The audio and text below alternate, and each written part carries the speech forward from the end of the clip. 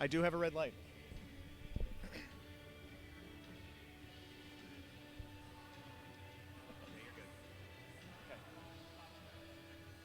Obviously not a cameraman. Here at the D3Hoops.com Classic, talking with Paul Eberhardt, the head coach of Wisconsin Superior men's basketball team. Coach, obviously going 0-2 is not the way you want to spend a weekend, but a spirited comeback for your team, especially in the second half of the game against Whitman.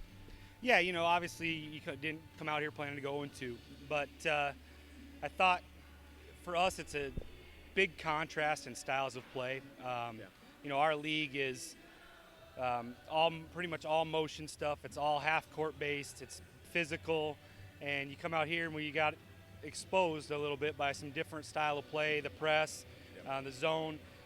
So it's good for us. I mean, you get into a situation where you get stagnant sometimes, and you get used to playing against certain opponents, and then you get something different thrown at you, and you're not quite ready for it. And so, I'll take some responsibility for that as a coach, that we probably didn't prepare as well as we needed to. Tough turnaround coming off of Christmas break, not much time to do any of that prepare. So, but it was fun. It's good trip, good tournament, good opportunity for our guys. I guess I know the WIAC fairly well, being in a neighboring state. I know the pace of the game, obviously, as you mentioned, is significantly different. I'm trying to remember how many teams in the WIAC might press like that. 0. Yeah, okay. Last year I think we got pressed for about a half. Stout decided to press us for about a half. Stout used to press a little bit, run and jump stuff, but really nobody in our league presses. It's physical. It's Big Ten Right. smash mouth basketball, and that's we're not really geared to play that way. I mean, we start 6'5" at the point, 6'1" 2 guards as a senior, and then 6'6", 6'7", 7 foot. And, the tallest guy on the floor last night with George Fox, most of the game was 6'4". And so they're running, they're pressing, they're playing a different style of play. We try to adjust. Obviously didn't do a very good job of that. What's it like having two of your fellow conference teams out here at the tournament? It's good. I mean, I think it's a great opportunity for all of us to get out here and see a different level of competition. I mean, obviously, Stevens Point being the number 1 ranked team in the country right now, it's good for them to see something different, because if they get into the national tournament, which, I would think at this point they're a pretty safe bet, that they'll see some different opponents like that. So for them, it's a good opportunity to come out and see something different. Hopefully for us, as we continue to build our program, it's an opportunity for us to have seen something different and maybe grow and try to learn. We got a bunch of young guys, and so getting them exposure to different styles and get different the way teams play across the country is something that most of my guys have never seen or never done any of that stuff. So for us, it's a great opportunity. Second season for you at Superior. Yep. That coaching position's kind of turned over a little bit over the last, I guess, a decade, maybe 15 years or so. I'm hoping to bring a little stability to it. No question. I'm very lucky. I love my AD. I think he's a great guy. I kid him because I know he's a hockey guy, but at the same time, he understands, he gets it. And so for me, I got my start at Wisconsin River Falls as assistant, 15 years ago. And I always wanted to get back to Division III. Division III to me is the purest level. The students want to be there, they want to play. They're student athletes first, basketball players second, but it's still very important to them. And so, to me, D3 is still the purest form of college athletics. Go ahead.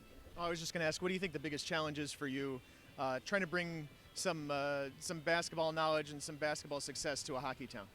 I think they want to be good. I think that the problem for us is in our league, we're by far the smallest. Our next closest school is more than double our size. Right. And so, and I hate to say it, Superior's never been a power. And so for us, we have to change culture, and that takes a time. That's not something you do overnight. And so, that makes making inroads with high school coaches, making inroads with the local people, and then getting them to understand how important it is to be successful. We had a couple alumni that were here, and my goal is to try to do that and get some alumni excited about, Superior basketball and try to get them back in the fold and build a program the right way from the ground up. And not that my predecessors haven't done that as well. I mean, they've come and they've helped take it step by step. But we just need some stability to take it the next step farther.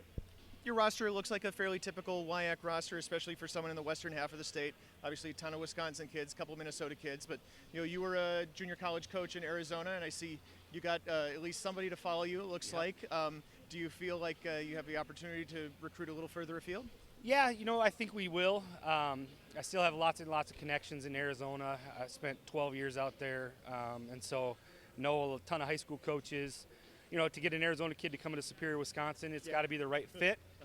But we had 2 on the roster last year. Got 1 right now. We'll probably have another one next year, I hope. It's a different. Kids are looking for opportunity, and without any Division III schools in Arizona, in the Southwest per se, it's an opportunity for us to go out and try to get from an area that doesn't get hit Division III much. So that's an area that I have a background in. That's an area we'll recruit. We recruit Minneapolis area, St. Paul, because it's our closest metro area.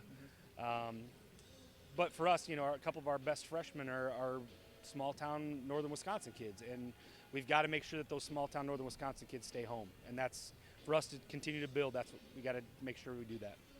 Last question, I'll let you go. Business complete here. You've had your 2 games. What are the other things that you guys are going to do here while in Las Vegas? Tomorrow, I've told our guys to be smart and have some fun and enjoy Las Vegas. Treat them like men, because that's the way that I expect that they should act. Obviously with a grain of salt and some supervision involved, but I want them to have some fun, enjoy it. Tomorrow, we've got 2 conference opponents that play, which is 2 of our first 3 games when we come back. So I'll be sitting in the stands watching Platteville and watching Stevens Point and enjoying this and an opportunity to watch good college basketball. And take a minute and relax and have some fun. It's Paul Eberhardt, head coach of the University of Wisconsin Superior men's basketball team here at the D3Hoops.com Classic in Las Vegas. Thank you.